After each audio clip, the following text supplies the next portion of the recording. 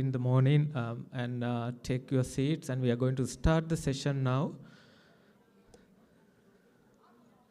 Okay, so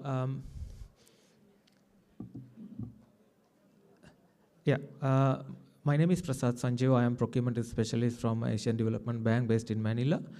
So the session today, we are going to talk about digital sector in ADB. That's one of the newly formed department.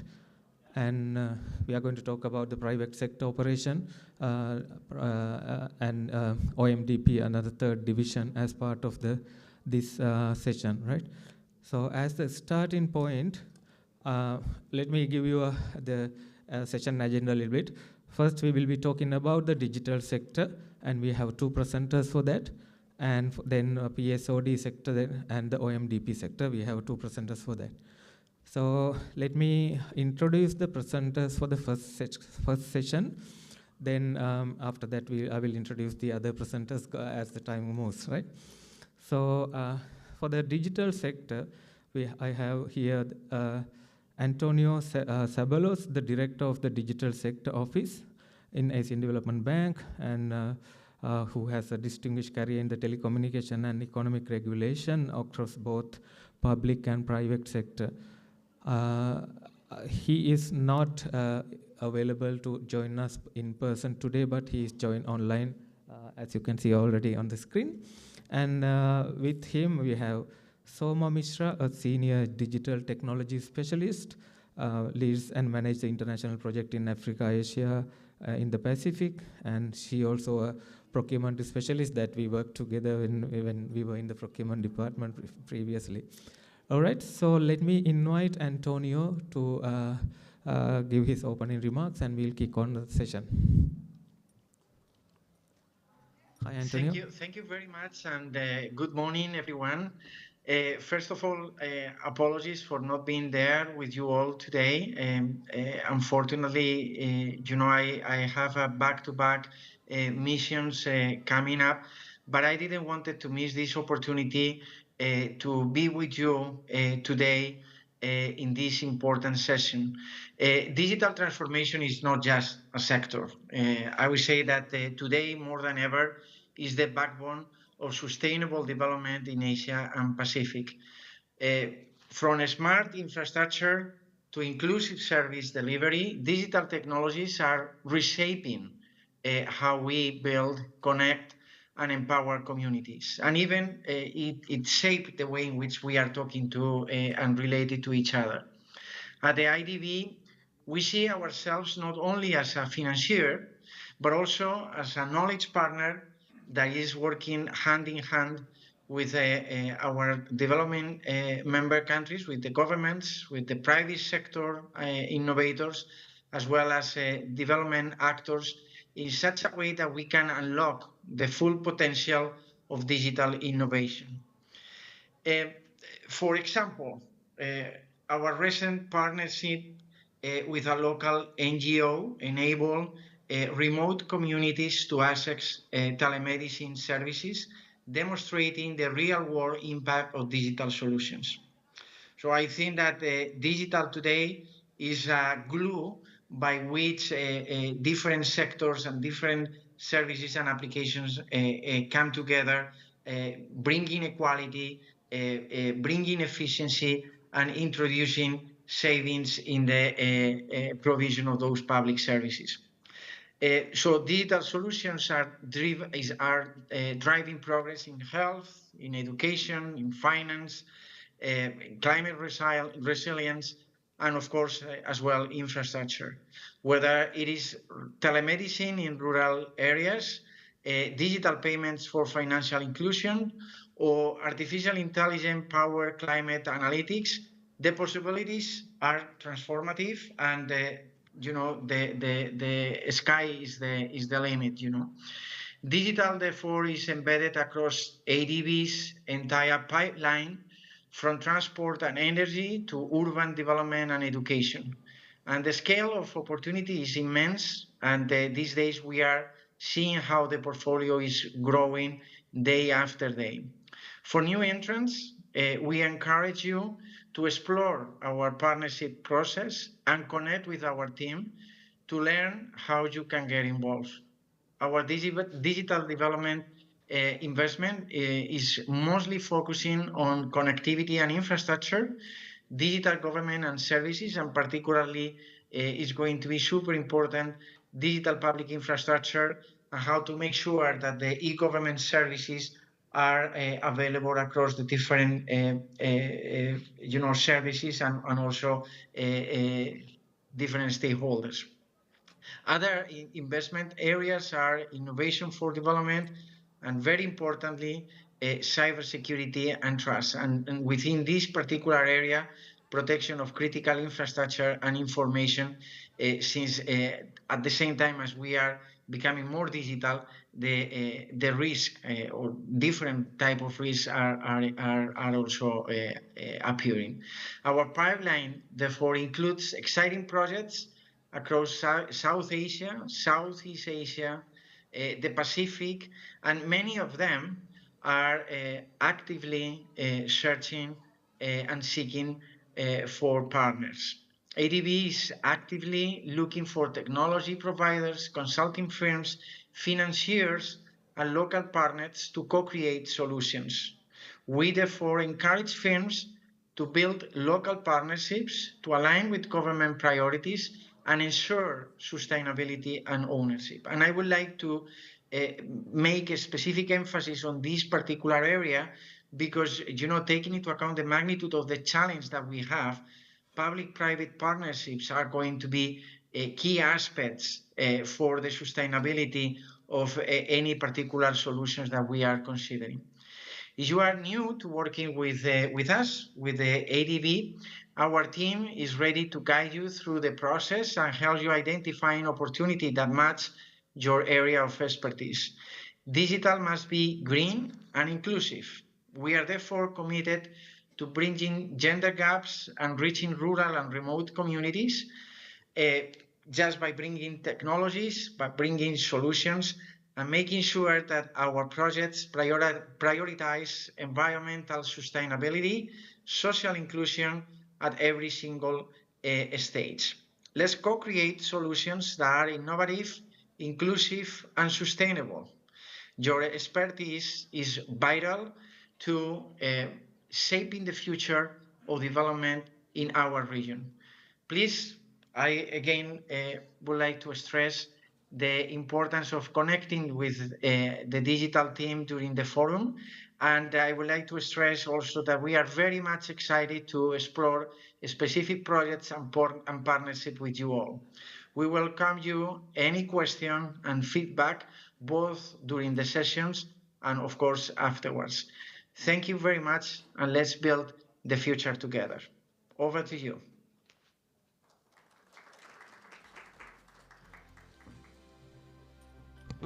Thank you, Antonio, for the super concise and super informative wording. That's quite helpful, and it gave the full picture of the sector and the opportunities. Right. So let me introduce Soma to the table, so then she can continue on the session on the same sector. Thank you.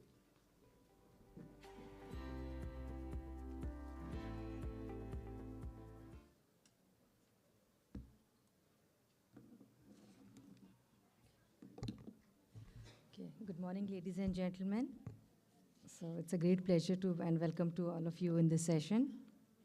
We at DIG are greatly encouraged by the increasing interest in our digital initiatives. Many of you have already reached out to us to explore potential areas of collaboration, and we welcome continued engagement as we work together to advance inclusive and impactful digital transformation. So, and it is very exciting to see this diverse participation today. I mean, we have, I think, participants from private sector, from technology providers, and from development experts. And we are all coming together for a shared vision of digital transformation. So to start the presentation, I'll just take you through so what Antonio has briefly shared about.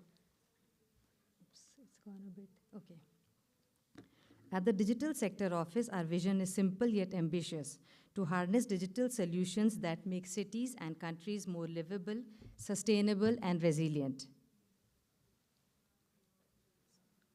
Our work is built around 3 core principles: digital infrastructure, the backbone that connects people and businesses; data infrastructure, the systems that turn information into insight; and digital solutions, the application that touch people's daily lives. Across these 4, we focus on enabling policies and regulations, cybersecurity, data protection, and digital skills development. These are not just add-ons, they are what make the digital ecosystem inclusive, secure, and sustainable. So, what are the opportunities for you, our partners? Our sector is shaping the digital future of Asia and Pacific, and we are inviting you to be a part of it. From financing infrastructure, advising on policy, piloting smart solutions, to convening global expertise, we offer multiple entry points for collaboration. Let me illustrate this with an example. Many of you are familiar with the 5G technology. With its ability to connect millions of devices simultaneously, 5G enables smart grids, connected transport, precision agriculture, and entirely new digital services. This is not a distant future. This is happening now, and those are some of the areas that we are exploring and working on.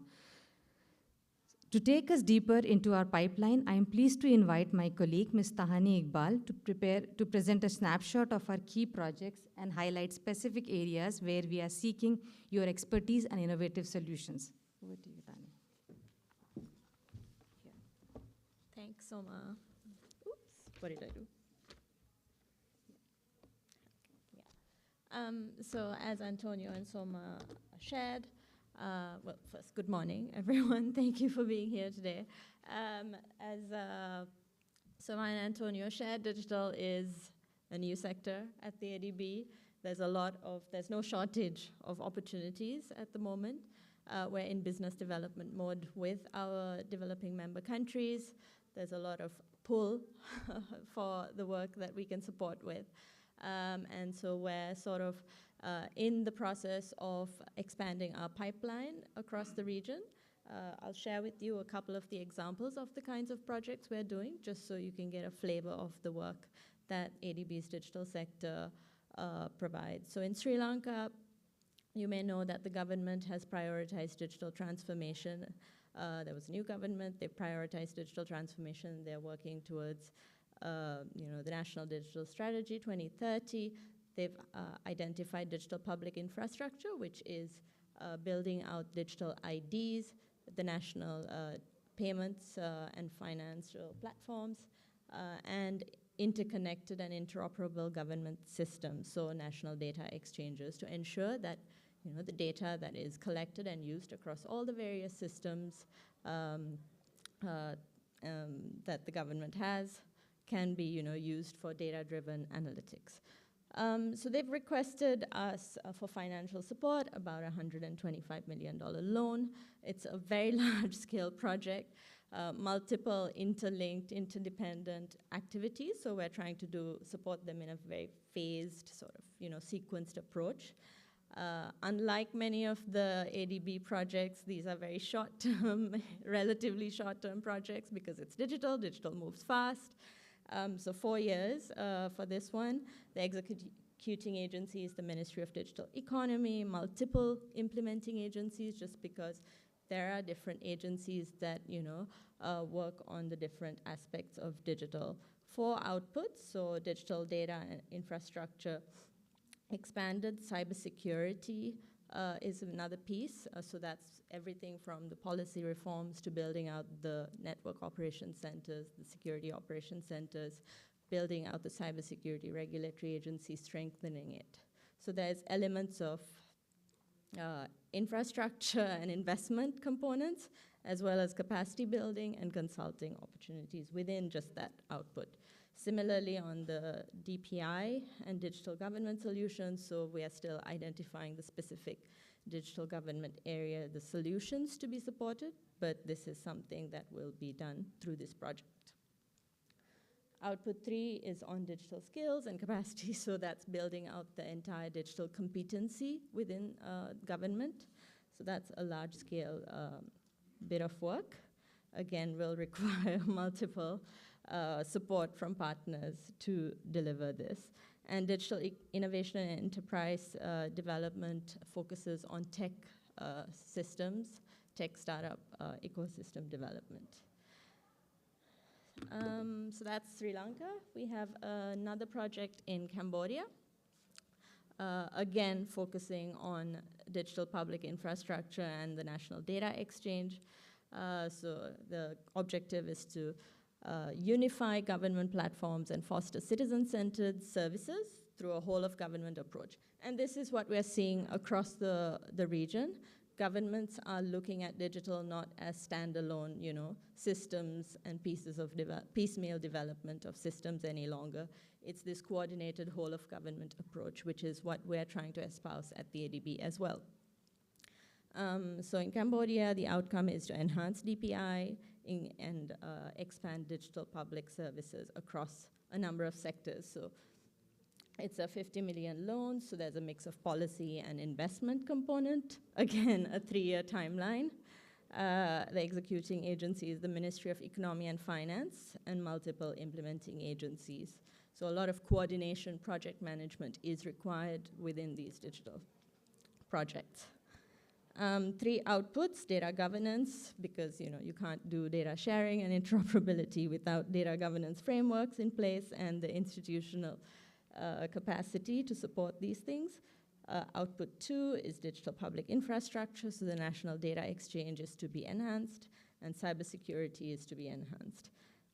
Capacity development, again, because without embedding skills and capacity into these projects, they will not be sustainable. So just my last slide. Number of conversations along these similar lines happening in a number of countries.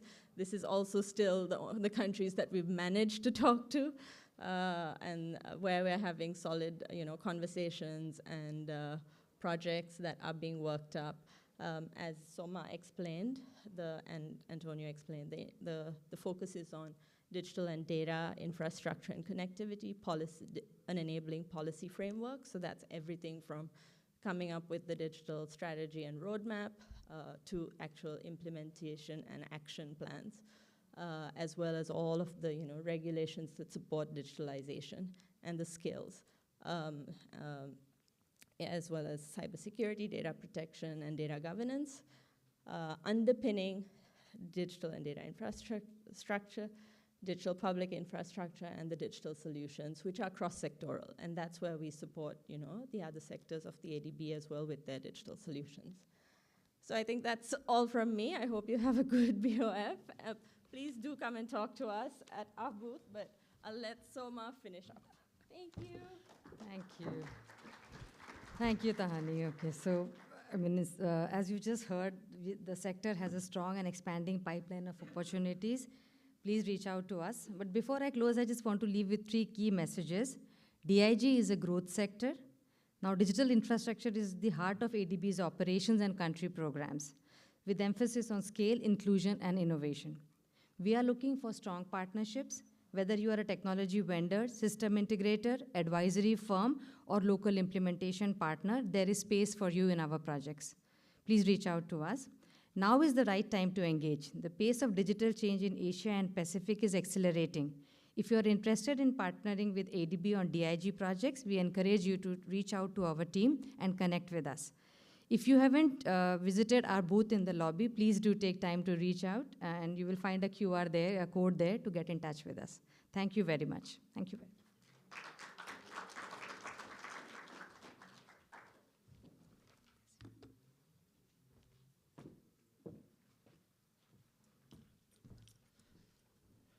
All right. Thank you, Soma. Thank you, Antonio, if you are still online, right? So we will have a session for to go through some questions later on, right? So as a common discussion. So let me move on to the next part of the agenda, the session agenda. Before that, you can post your questions on through the QR code platform, so we can pick up during our question and answer session later. So the next part of this session agenda, as you saw in the agenda even, PSOD and OMDP functions in ADB. So let me invite the speakers for the session. Jamie Ko, Result Management Specialist from the Private Sector Operation Department, who has driven results in operations and processing, communications and impact reporting, and leading some flagship private sector operation development projects in ADB. Jamie, if you could join us. And also we have Rosemary Ong, the Principal Market Development Advisory Specialist from the OMDP Department, Office for Market Development and Public-Private Partnership Department, right? She has helped us with in the bank delivering high success projects in our portfolios. Rose, if you can join us.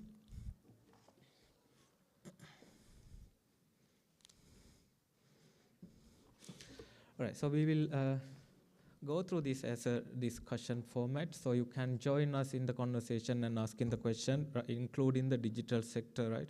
So, yeah.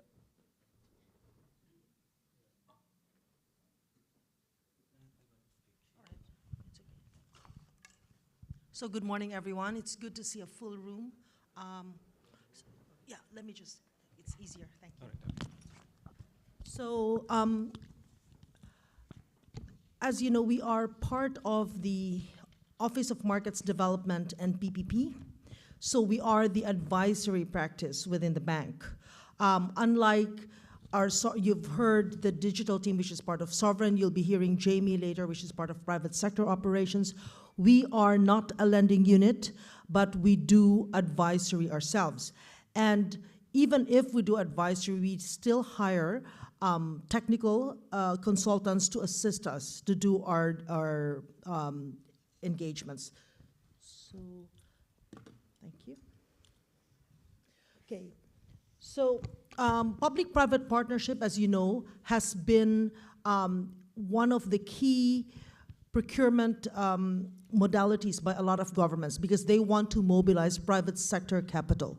And we are here, our office is here to help governments achieve this goal of mobilizing private capital. And the way to mobilize private capital is to ensure that transactions are bankable.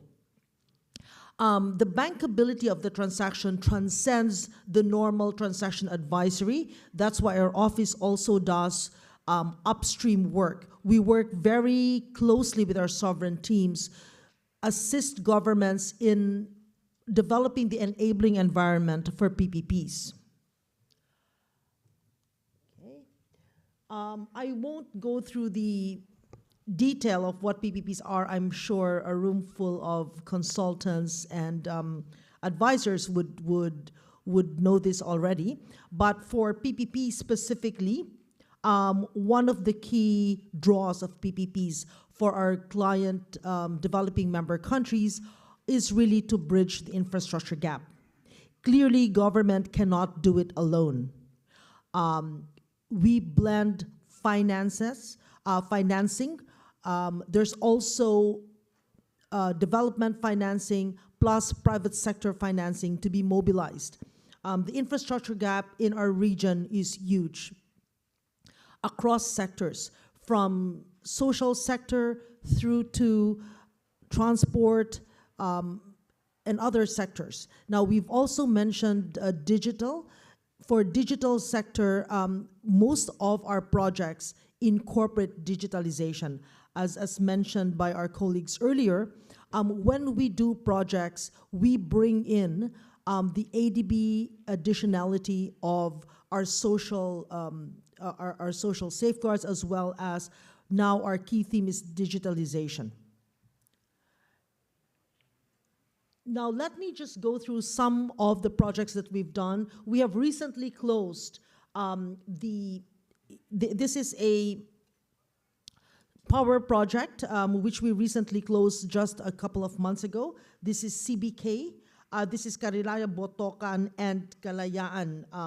This is a hydropower corporation. We've also done New Clark City and a solar project in Timor-Leste. Across the other regions, we have Tashkent Regional Public Schools, Karaganda Hospital, as well as in the Maldives, we have closed the solar IPPs, and in Nepal, the mechanized irrigation innovation project. Now, I will show you a case study of the Ninoy Aquino International Airport. I think most of you are very familiar with this project. Now, our team has recently, has closed successfully a $2 billion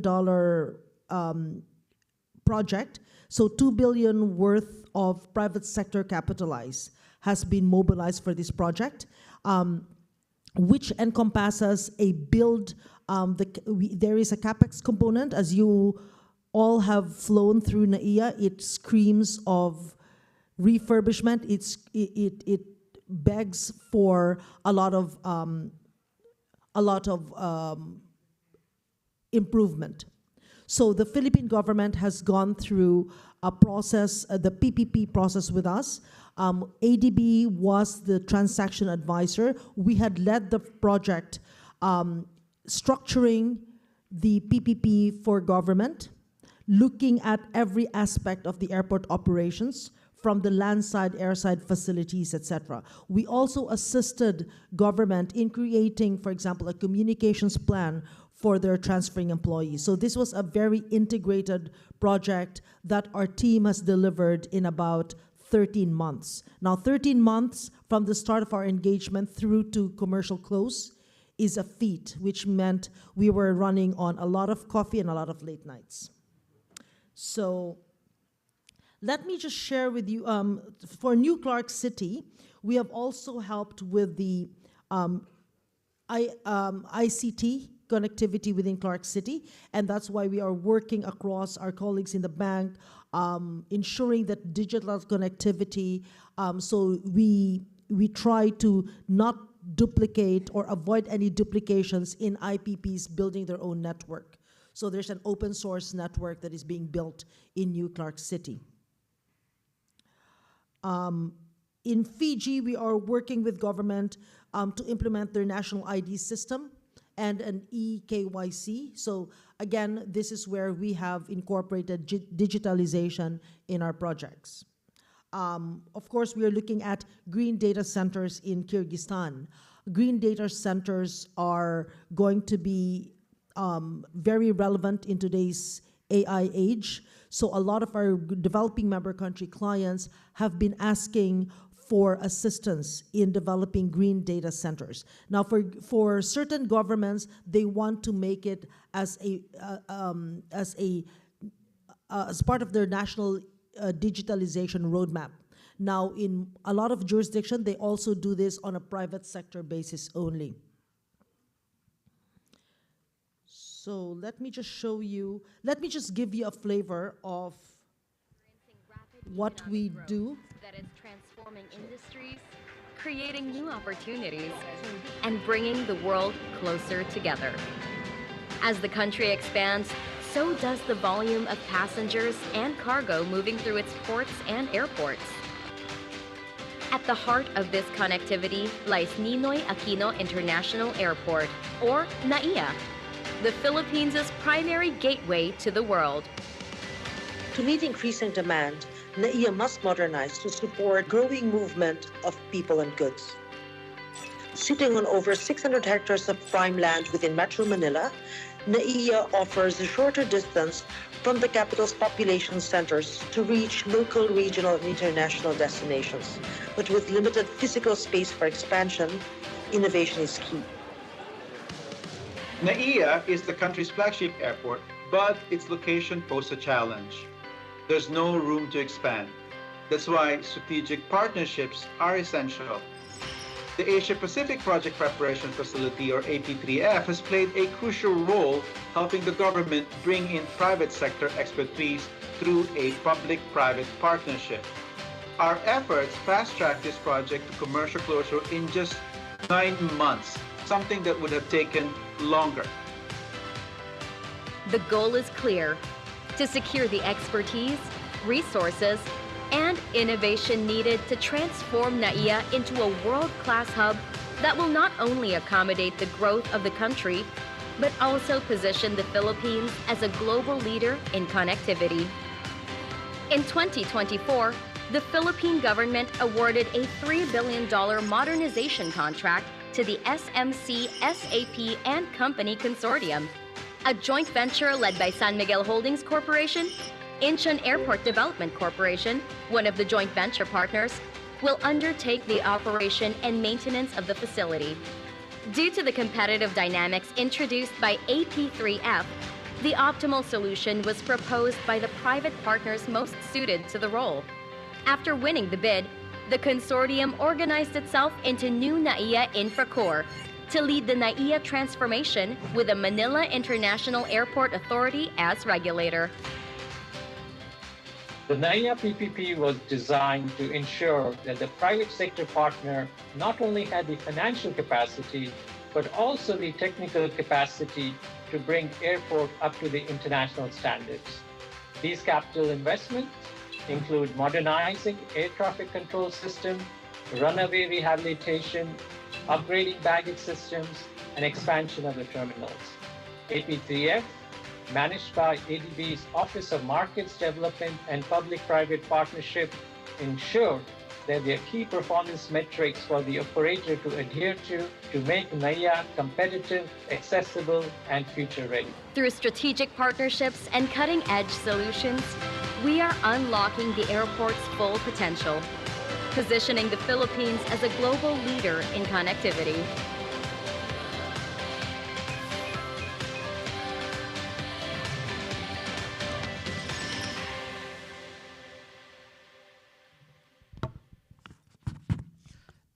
Thank you, Rosemary, for the introduction of the OMDP department and the projects that have been already completed with the example of the Manila Airport. I have a lot of question on this, right? Question in the sense, how do we set up the private-public partnership scheme, how the private entities can come into the ADB and initiate the discussion. We will have this discussion about that after Rosemary's presentation, after Jamie's presentation. Right, Jamie, the floor is yours. Yep.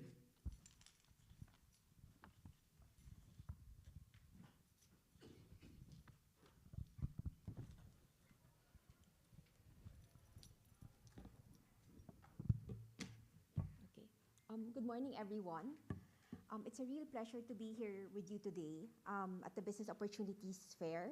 As Prasad has mentioned, I'm Jamie Ko. I'm a Results Management Specialist from the Private Sector Operations Department, or what we call here as PSOD, since we love acronyms here in ADB. It's very interesting to be here with you all today. About 15 years ago, I actually was a consultant with ADB. That's how I started before becoming staff. Before I share what PSOD, or Private Sector Operations Department, does and how it fits into ADB's broader mission, allow me to share a short clip about PSOD.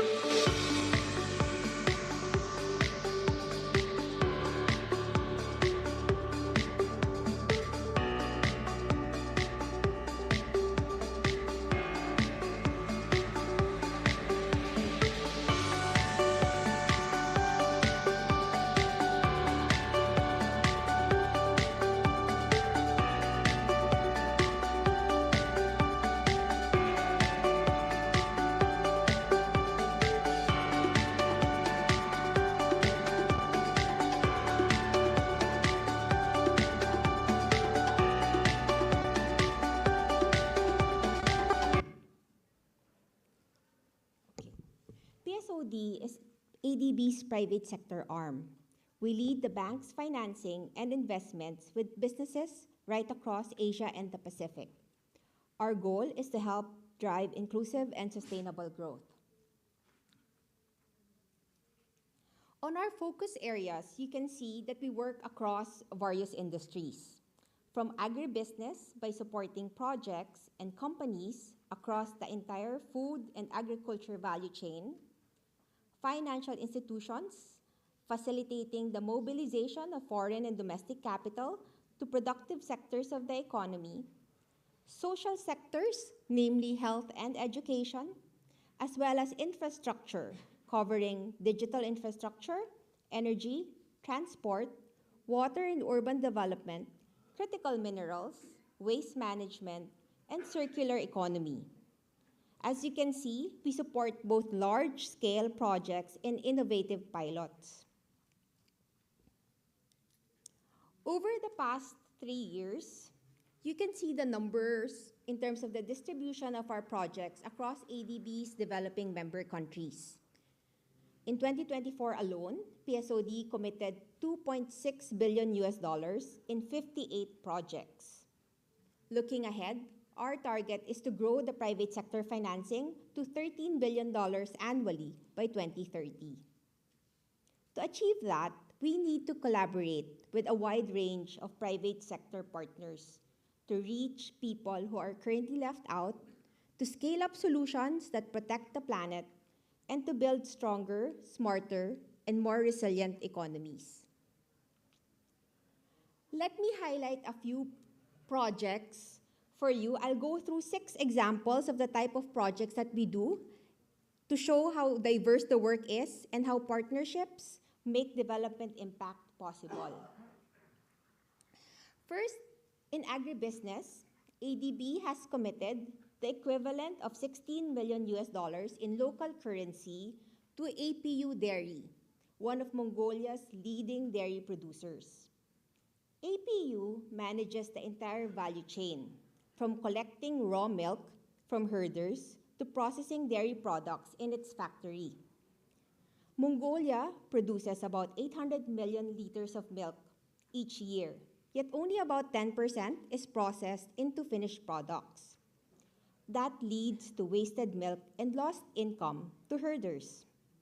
Meanwhile, dairy plants run at only 50% capacity because they lack reliable links with the herders. Production peaks in the summer and drops during winter time, forcing the country to import milk powder. Over the decades, climate change, such as hotter summers, floods, heat waves, droughts, shifting rainfalls, has damaged livestock and pastures. Our loan is helping APU Dairy establish 25 new raw milk collection centers within a 450-kilometer radius of Ulaanbaatar. These centers will give herders a stable market and allow them to use milk production as collateral for credit. The project not only build the capacity of 400 dairy herders and 120 yak herders, but will also improve the livelihood of about 1,000 herders, all in all. By 2025, they will meet APU's growing processing needs, and at least 30% of suppliers earning from these centers will be women, and around 320 new jobs will be created. Moving to a climate finance example, ADB invested $25 million in a certified climate bond issued by Vibrity Capital Limited, the first such bond by a medium-sized non-bank financial company in India. Road transport is one of India's biggest greenhouse gas sources. 20 to 30% of urban air pollution comes from vehicles. The government aims to cut carbon emissions by $1 billion by 2030 and reach net zero by 2070. Electric vehicles, or EVs, are central to that effort. EV registration jumped from 20,000 in 2023 to 1.1 million in 2024, and sales could hit 10 million a year by 2030. Significant investment is needed in charging stations and battery swapping. Yet only 3.8% of domestic corporate bonds are labeled green, and banks have been very cautious. So our investment in Vibrity's bonds will channel funds to businesses and retail borrowers involved in EVs, solar and wind power, and waste management. At least 30% of proceeds will finance EV purchases and rollout of charging and battery swapping stations. In energy infrastructure, PSOD committed a $41 million loan to Safco Venture Holdings in Pakistan. Safco owns biodiesel and sustainable aviation fuel plants and runs a 50,000 ton per year biodiesel facility. Aviation generates about 2.5 to 3.5% of carbon dioxide emissions, but waste-based sustainable aviation fuel can actually cut that by as much as 85%. Safco collects used oils from restaurants and poultry processors and converts them into sustainable aviation fuel, hydrotreated vegetable oil, and bio-naphtha, reducing waste and supporting a circular economy. The plant will have the capacity of about 200,000 tons of sustainable aviation fuel, cutting up to 500,000 tons of CO2 equivalent emissions each year. In telecommunications, ADB committed $30 million in Telecom Armenia's first sustainability-linked bond. Armenia has great tech potential, but very relatively low internet. Current radio program only supports 2G and 3G. Proceeds from our investment will upgrade their system to mobile and broadband networks, installing 4G and 5G gear and new base stations, plus expanding the fiber optic coverage. These upgrades will bring high-speed connectivity to underserved municipalities and rural areas. With at least 80% broadband coverage after the completion of the project, it will also lower power use thanks to more efficient equipment. Turning to health, ADB provided $19 million to Ankura Medical and Research Center to expand women and children's hospitals. Ankura operates 14 hospitals across 7 cities. India averages only 13 hospital beds per 10,000 people. This is compared with 39 in upper middle income countries. Only 61% of mothers receive postnatal checks within 2 days of delivery, and about half of child deaths occur in the neonatal stage. Our project will add 5 hospitals and 500 beds, refurbishing existing facilities and installing rooftop solar power at selected sites. 3 hospitals are actually expected to join government insurance schemes, improving access for low-income families. We're also supporting postgraduate doctor training to encourage specialists to serve in smaller cities. Lastly, in growth capital, ADB made a $20 million equity investment in Lakeshore Capital 3. This is a private equity fund in Thailand and the Greater Mekong subregion. Many mid-market companies in Thailand, with revenues about $10 to $150 million, struggle to secure bank financing, limiting their innovation and expansion. Fewer than 1% are backed by private equity, far below the Asia-Pacific average. Thailand's aging population, along with opportunities in technology, e-commerce, healthcare, creates demand for new products and services. Lakeshore will invest in 9 to 12 companies across health, food, education, manufacturing, and digital services, helping them grow responsibly.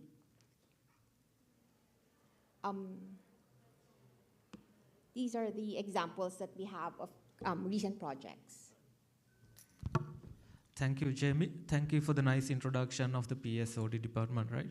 So, yeah, that kind of summarized the introduction of the 3 sectors. If Soma, if you can join us as well here now, right? I push her back from the digital sector, but now I'm taking it back. Yeah, just kidding. No, right? So, yeah, so that I hope you had a good summary of the 3 sectors that we had discussed, right? So let's see if there is any questions. I just would like to invite for you to the microphone over the middle and ask any question. I can see the full house today, so I guess there is a lot of interest on these sectors. And before I shoot my questions at the presenters, if anything. Yes, please, if you can use the microphone. I'm getting my tablet as well, just in case there is any questions on the tablet. Good morning or good afternoon. My name is John Chattery. With the company based out of Dallas, Texas, but we work in this region with ADB and other donor agencies. My question to you is, it's very exciting. I've heard about this private sector investment. Could you kind of quickly go over the primary criteria as far as the enterprises, how big they ought to be revenue-wise when you consider investment? Thank you very much. Jamie, would you like to take that question? Like, how can I also had this question. If I want to be part of this, private sector arm, what are the criteria? Should I be a big company? Should I have the past experience? Should I have the necessary expertise inbuilt with that? Would the ADB finance even allow the to expand my expertise by hiring consultant and stuff like that? Yeah. Okay, so we're talking about projects in private sector that we partner with for an investment, right? So these are the private sector entities that would either borrow from us, from ADB, or would require financing in the form of either equity investment or some other type of financing instrument. So we do have various products that we offer to help private sector drive them towards the goals that's aligned with ADB goals, such as the SDGs. In terms of eligibility, which is the question, actually it's quite interesting because we can work with small-scale private sector entities to really big projects. So it really depends on the objective of the project. Of course, there's an eligibility criteria, and that can be found on the web. We have a website. You can take a look at the private sector financing page for ADB. But I think in terms of, because we are looking for like innovative, really developmental projects, and if you have those ideas, you can actually approach us. It would be better to have a discussion because within the private sector operations department, we actually are divided in a way by sector and by instrument. So there are people who are experts in infrastructure, and they do different infrastructure projects in different DMCs. We also have FI, financial institutions, wherein we support the banks. We have actually a very wide range of products. We have co-financing as well, wherein we bring in other co-financiers or other financiers into a project where we mobilize funds. We also have direct equity, wherein we inject equity investment into a company. We can also do private equity funds, wherein we invest on the fund itself, which then invest into the company. So there's a lot of solutions available from us. It's a matter of just engaging with us, talking to us. We're happy to talk to you more to discuss like the type of projects that you're looking into, because we can invest at the SP. If you have a project company, we can invest directly into the company. So it's a very private sector type work. So it's quite open, unlike other maybe sovereign, wherein we do mostly loans. That's right. Follow-up question to you as well. Maybe you all have, in my normal conversation with the consultants, clients, they ask question, do you follow the same due diligence exercise similar to the loans and grants when it comes to private sector? What do you think? So maybe the key thing to remember about private sector projects is we don't require government guarantee. Right? Unlike with our sovereign projects where we have government guarantee, for private sector, it will go through due diligence because we look at the credit or the risk of the project itself or the company that we're financing. So it's very similar to how a commercial bank works in terms of due diligence and risk assessment. Right. Thank you very much. I guess that's quite a comprehensive answer for your question. Yeah. Any other questions from the audience? Yes, please. If you.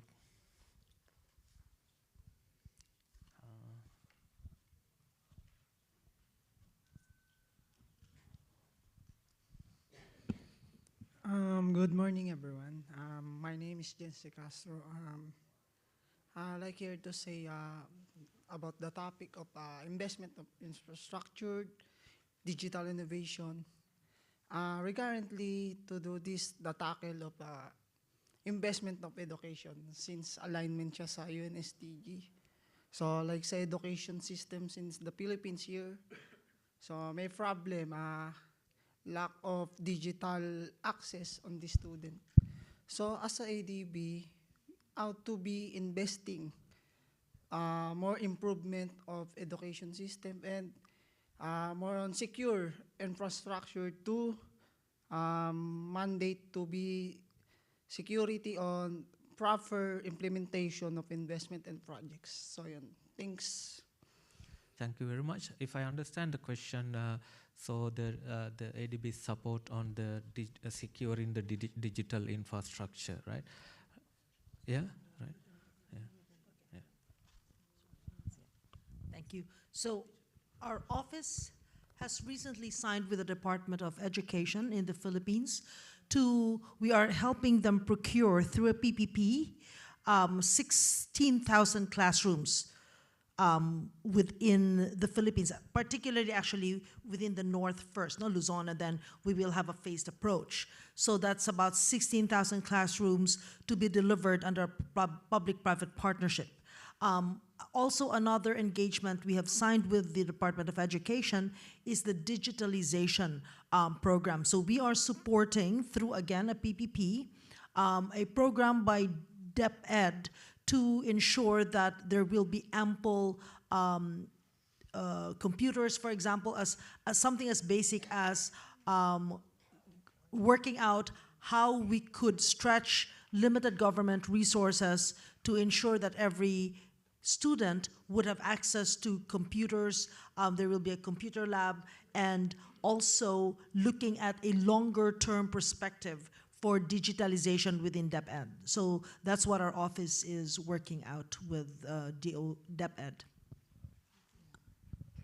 I can add from the sovereign side of it. So I mean, in ADB with Department of Education, digital is supporting one of the outputs in the project. It's a loan project for last mile connectivity. So for schools, we are working with department to ensure there are proper policy and operational guidelines to ensure that access is available and inclusive. So those are some of the avenues we are working on from the digital sector team. Can I just add? So maybe because there's 3 of us here, actually this shows you how ADB is like a one-stop shop actually when it comes to providing support to our developing member countries. Because at the higher level, we have the government level, we have the sovereign side of our ADB. They work on that. You have Rosemary here who's working on the OPP side. So market development, providing solutions. And on my side, we do private sector, so we engage directly with the private sector in actually doing these types of projects as well. So here you'll see that the 3 of us are here representing the whole ADB, wherein we present solutions across the different streams to provide support in achieving our sustainable development goals. That's true. Thank you. Right, please. Okay, after this one, I will take one. Yeah. Hello, good morning, everyone. My name is Michelle Alvarez. I'm from Microsave Consulting. I would just like to ask Ms. Soma and from others as well, may I know what are key programs or projects in the pipeline for implementation of the digital sector office that may be of interest to some of the consulting firms in the room? Thank you very much. Thank you very much. We have a slide deck. I kept it intentionally to the last moment. Okay. Yeah, so for each sector we have a slide deck showing the pipeline, and also there is a booth outside, as she mentioned. Can I take your question? Yeah.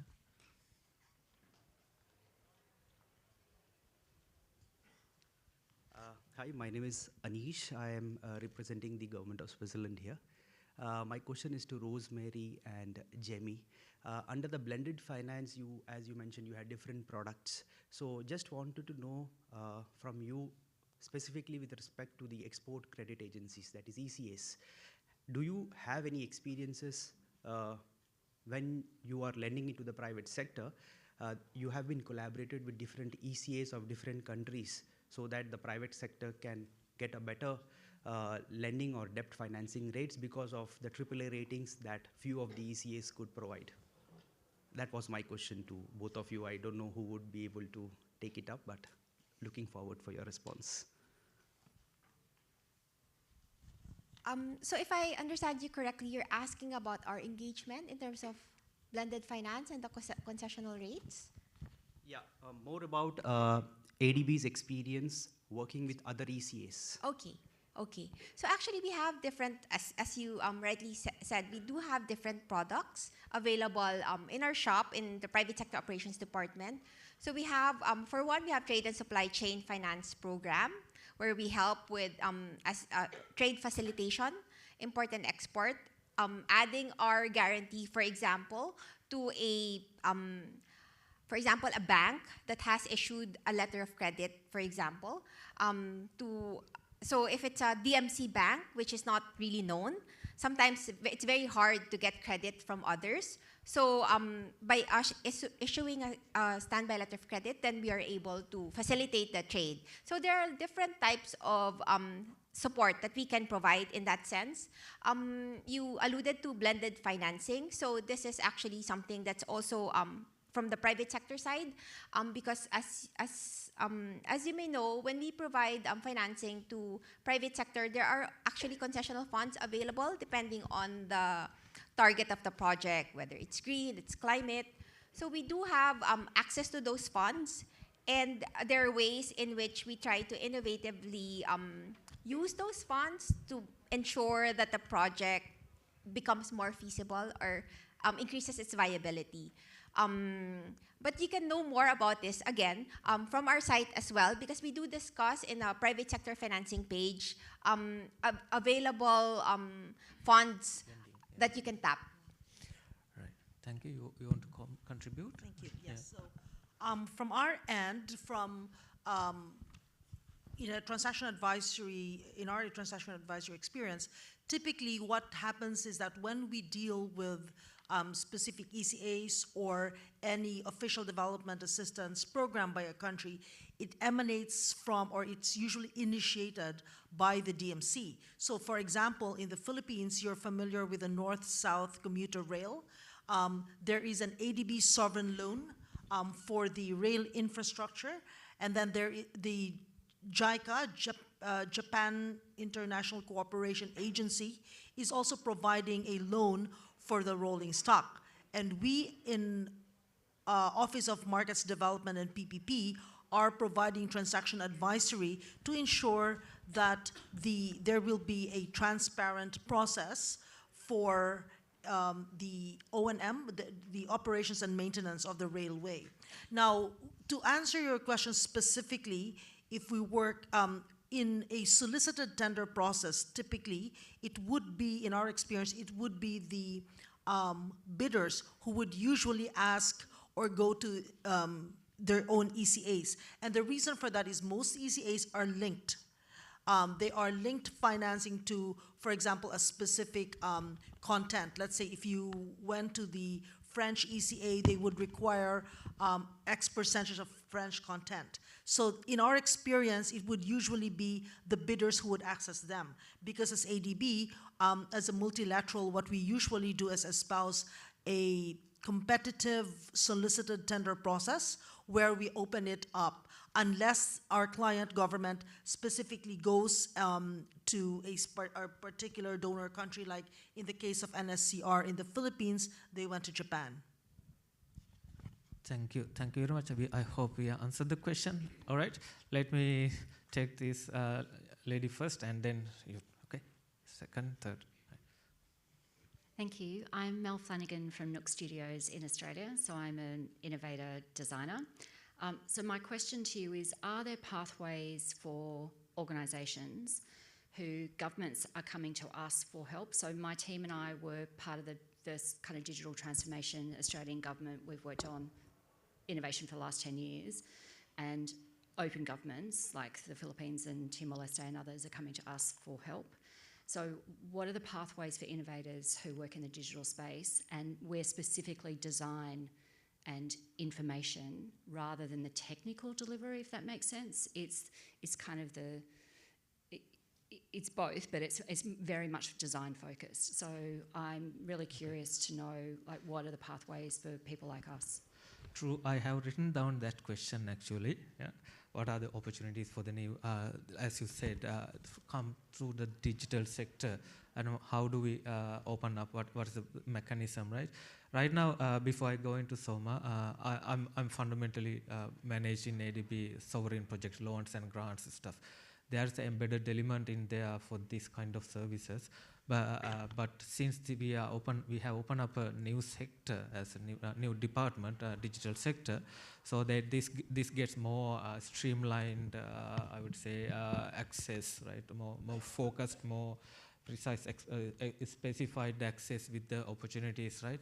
So, Soma, if you can give us more advice on that. Okay. Yes, I'll try to address this, yeah. So, I mean, as we share, I said in the morning, the scope or the focus areas that we are working on. So we have 3 traditional pillars in digital transformation which we work on, around infrastructure, around systems, and around processes, right? Across these, we have around policy and operations. We talk about capacity building, and we talk about building skills in these countries that we work in. So for you, I mean, as a partner to be engaging with ADB, you could explore any of these options that meet best your criteria. And as I mentioned, I mean, we are a new sector. We're looking at a lot of people and innovators and with new expertise in this area, because this is a very fast developing, fast-paced area. So we really appreciate and welcome you for our contributions to work with ADB. Okay. Yeah. Thank you. I believe the opportunities will be included within the project processing document as usual, right? So under the loans and grant, because you asked to work through the government. That was your question, right? So it doesn't go under your stream. Yeah. Yep, sure. So we're also developing, we're developing an innovation program to do that capacity building and capability building and collaborations with governments.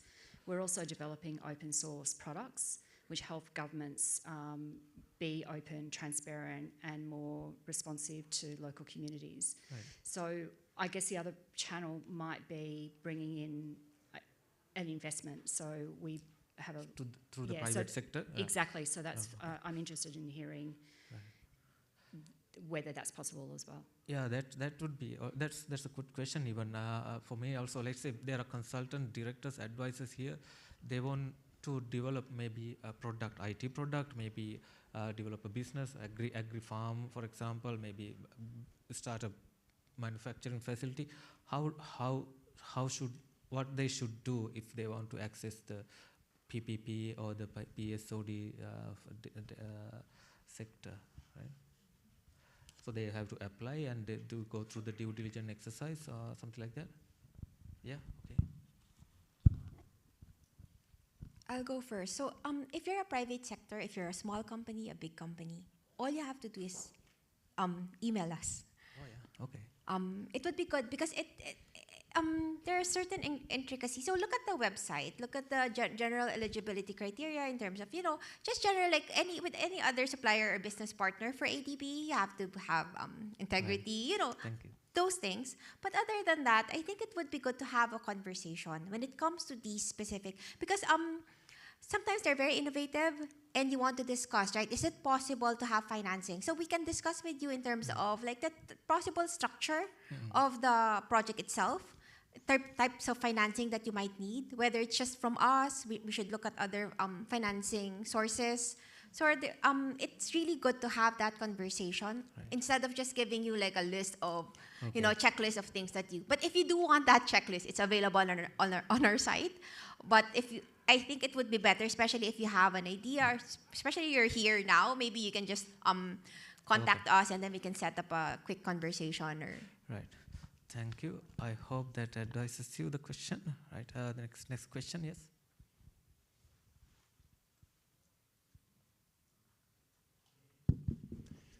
I'm Joel Tant, Ores. Previously, the University of the Philippines Business School Dean and Bureau of Internal Revenue Commissioner. I'm following the ADB loan to fund BIR transformation, digital transformation, which I believe was approved late 2023, 2024, I think late 2023. Up to now, it has not really moved forward. I understand it's only in the first phase of having hired a consultant to do a roadmap. For such an important project, does that really take that long to move? And maybe please give us an update of what's happening, what's the status, and how will this move forward? You familiar with this project? Is this about the policy, the ADB transformation policy? Is it about the... Is it not working? Yeah. Is this about the policy, the digital transformation policy? No. Okay. A loan, I think a $200,000 loan was extended. I mean, it was announced and it's been implemented. Has been implemented already. Again, late 2023. Okay. And so far, it's not too much that has moved. So I'd like to know, does that take that long where the sovereign, I mean the government, no, and ADB already agreed on the loan. It has been a slow pace moving forward for such an important project. And let's move forward. What's the status now and how will this move forward? Okay, this is a specific project, so I'm not aware about it, but I mean, we could get back to you on this. I mean, this is a very specific case that you have shared, so we can note and get back to you. Thank you very much. Thank you. I think after this session, you may even talk to Soma and reach out to the specific project team. Then you can have a separate discussion on that. Yeah, I think one more question and then another one here, right? And you don't want to miss the pipeline of opportunities, okay? Hi, good morning. Thank you for the presentation or the information from the speakers. I am Nico from GHD. Just a question for, I think, the PPPs in particular. For those who have entered the unsolicited route and have successfully won, and then they go to the bank for potential blended financing or financing, what is the take on the bank on this? Should they be entering as, you know, what are the policies surrounding this, and is it possible? Yeah, thank you. So from our policy in our office basically is that we espouse open competitive tender, which means we do not usually provide advice to government unsolicited, especially if we know that there are many, there would be market competition. So for example, for NAIA, the Ninoy Aquino International Airport, we were successfully able to convince DOTR to go for a solicited tender process. Now, if your question pertains to if you can get financing, for example, is financing for the consortium who has won the unsolicited, who has been, it's not really won, it's more like provided the OPS status, right? Is that your question? Yes, all right. That's correct. I have to defer to Jamie on that. Actually, so very, very interestingly, for private sector in general, it's very unique in the sense, right? In terms of financing, like we would need to understand your financing needs as well. So, but it is, if the question is it possible for us to finance the winning, the one that's providing the for the project that OMDP has advised on? Yes, it is. But we do have a Chinese wall, so we work separately. But we will assess the needs of that entity who would require financing as a standalone, not because it was an OMDP project initially. So that's how it goes. So we will look at your financials and then determine the type of financing needs, and then also check the type of structure that we can, in terms of assistance that we can provide. Yeah, maybe just an addition to that.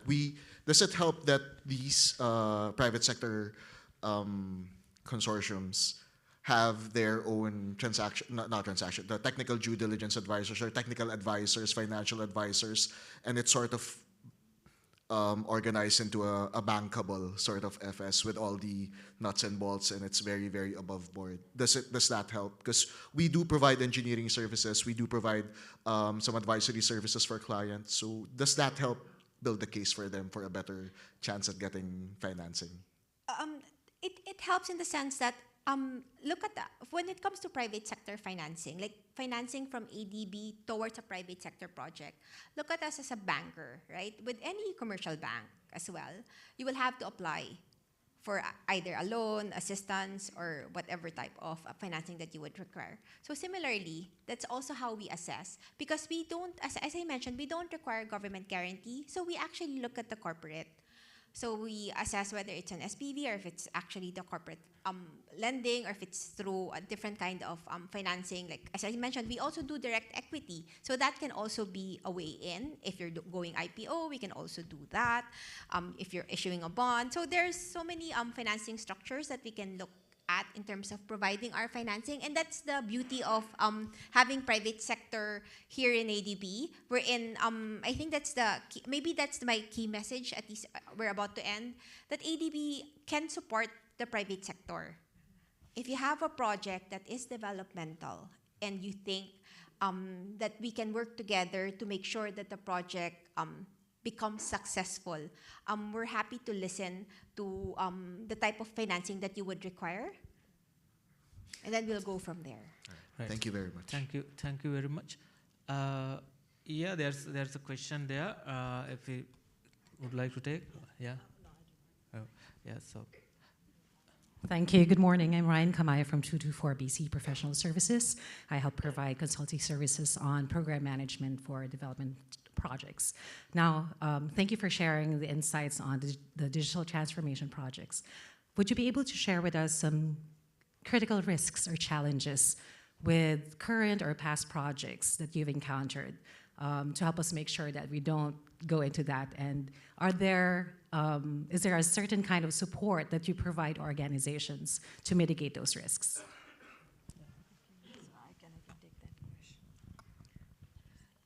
Yeah, this is the one. Okay, yeah. So thank you for the question. Yeah, this is actually something that we are putting forward. I mean, we're talking to our DMCs. At ADB, I think the beauty about our approach is that we are not trying to be prescriptive in any form. So we're working with DMCs on the existing frameworks and the policy guidance that they have in their own countries for digital transformation.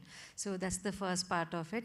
We're looking at capacity building to make it more inclusive and accessible to all. So those are some of the core principles that we are working on.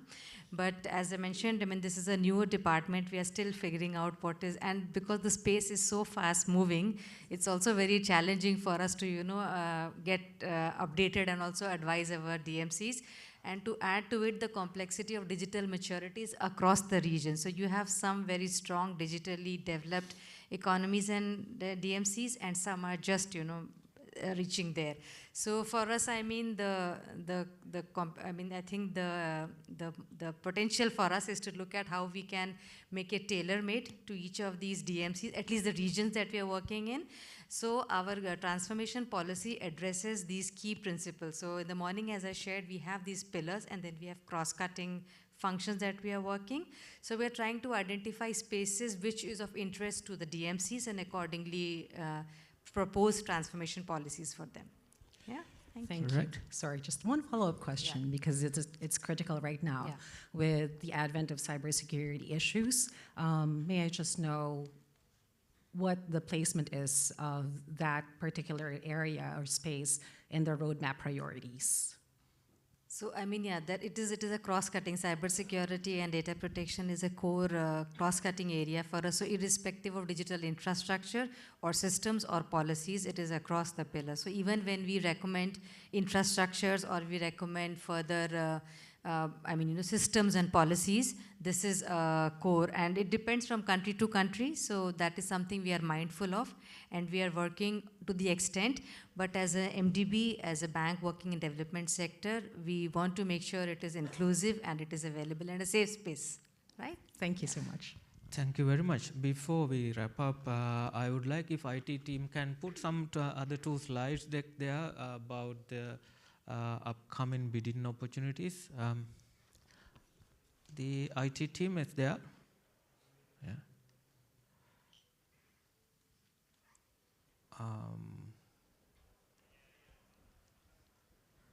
No, it's not functioning. Yeah. So, but this material will be shared anyway, right? So, okay. In the presentation that delivered by Jamie and Rosemary, there are a few two slides that discuss about the Q 2026 4 projects in Samoa, Uzbekistan, Pakistan, and Maldives that talks about the battery treatment plant, solar IPP, solar power stuff like that, right? Okay, this one, right? So yeah, these are the ones. Yeah, we won't. Yeah, you can send it to them, right? Okay, and also this is on the private sector. This is PSOD, right, Jamie? Yeah, yeah. So just to quickly explain and maybe add one more. So this is on the left-hand side. These are internal opportunities in terms of our operations. We're looking at digital tools for operations. I've also noted some areas that we are currently working on, and then engaging with PSOD. But these are, as I said, internal in terms of our operations in the private sector operations department. Okay. On the right-hand side is a QR code. So if you're interested in engaging as a consultant or a service provider for a project that we're financing, this is where you can look at the projects that we have approved. So this will be interesting for you because we don't directly hire the consultant or the service provider for our projects. We finance the project, and then the project itself, the client will hire. So if you want to look at the projects that we have, you can look at use the QR code.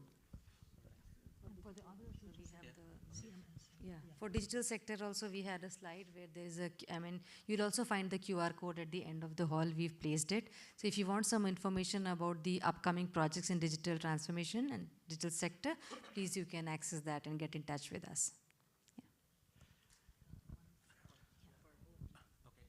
So one last, for OMDP, we also have it in our website, but most of our consulting opportunities would be through the CMS. All right, thank you very much. I think that marks the end of the session, and I especially thank Soma Mishra and Rosemary Ong and Jamie Ko for their valuable insight, and even I learned things here, right? So I hope it was a wonderful session for you all. And once again, as we mentioned, please stay in touch and communicate with the ADB through the channels that's allowed. Then we will be happy to assist you. And thank you very much. Good luck. Yeah.